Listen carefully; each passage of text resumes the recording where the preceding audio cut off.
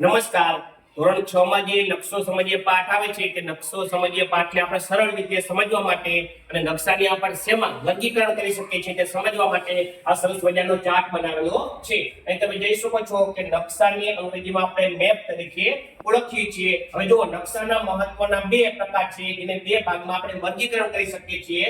તેમાં એક છે હેતુ આધારિત નકશા અને બીજા નંબરનું છે માપ પ્રમાણે નકશા. હેતુ આધારિત નકશામાં પાછા બીજા અલગ અલગ પ્રકારનું વર્ગીકરણ છે અને માપ પ્રમાણે નકશામાં પણ બે પ્રકારનું વર્ગીકરણ છે. વાત કરીએ તો હેતુ આધારિત નકશામાં બે પ્રકાર છે જેમાં પ્રાકૃતિક નકશા અને સાંસ્કૃતિક નકશાનો સમાવેશ થાય છે.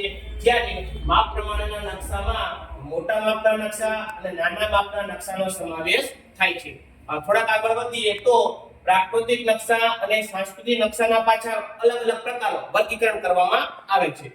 પ્રાકૃતિક નકશાની વાત કરીએ તો ભૂપૃષ્ઠના નકશા, હવામાન અને આબોહવાના નકશા અને જે ખગોળીય નકશા આવે છે આ ત્રણ નકશાનો સમાવેશ આપણે પ્રાકૃતિક નકશામાં કરી શકીએ છીએ.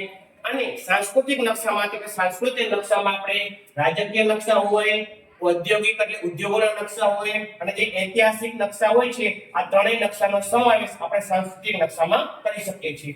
હવે આ બાજુ આપણે વાત કરીએ તો જે માપ પ્રમાણેના નકશા છે એમાં બે પ્રકાર પડે છે કે મોટા માપના નકશા અને નાના માપના નકશા. તો તેમાં નાના માપના નકશા કયા હોઈ શકે તો કે એટલાસ છે, કેડેસ્ટર છે, કોઈ પણ સ્થળનું વર્ણન કરવું છે તો સ્થળ વર્ણન છે અને જે ભીત નકશા આવે છે શાળામાં આપણે ભીત નકશાનો જે ઉપયોગ કરીએ છીએ તો આ જે નકશાઓ છે તેનો સમાવેશ નાના માપના નકશામાં થાય છે. તો જે આપણે જોઈ શકો છો કે સરસ મજાનો ચાર્ટ છે કે નકશો સમજીએ પાઠ છે તેમાં બાળકોને સરળ રીતે શીખવા માટે ખૂબ જ ઉપયોગી છે.